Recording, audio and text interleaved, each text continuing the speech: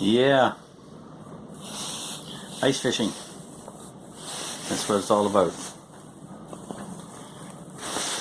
And there's Cole out there, and another brother putting buckets around so it's cold and windy out there. So they got a hole outside. This is a 4-hole hut inside, like a house. Nice fire going. Good company. Just need to get a fish now, or I'm gonna go hungry tonight. Yeah, it's been 27 years since I've been in a hut. Fun way to spend an afternoon. I know you're at work. Somebody's got to work. Okay. Bye for now.